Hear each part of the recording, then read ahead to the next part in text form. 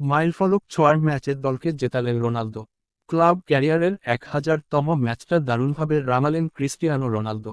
প্রথমার্ধে ভালো একটি সুযোগ হাতছাড়া করলেও দলকে পয়েন্ট হারাতে দেননি পর্তুগিজ মহাতারকা। নির্ধারিত সময় শেষের 10 মিনিট আগে গোল করে দলকে জয় এনে দিয়েছেন এই তারকা। বুধবার 14 ফেব্রুয়ারি রাতে এএফসি চ্যাম্পিয়ন লিগের শেষ 16-র প্রথম লেগে আল ফায়হাকে 1-0 গোলে হারিয়েছে আল নাসর। এই জয়ে কোয়ার্টার ফাইনালের পথে এক পা দিয়ে রাখল রোনালদোর দল। পুরো ম্যাচেই দাপট দেখালেও স্কোরশিটে নাম লেখাতে পারছিল না রোনালদোর দল। অবশেষে সেইগেরও ভাঙে ম্যাচের 81 মিনিটে। সতীর্থের পাস বক্সের বাইরে পেয়ে কাছেই থাকা মার্সেলো ব্রোজোভিচের পায়ে তুলে দিয়ে ভেতরে ঢুকে পড়েন রোনালদো। ব্রোজোভিচের ফ্লিক করে পাঠানো বল প্রথম স্পর্শে ডান পায়ের ভলিতে আগুয়ান গোলরক্ষককে ফাঁকি দিয়ে জালে পাঠান 39 বছর বয়সী পর্তুগিজ মহাতারকা।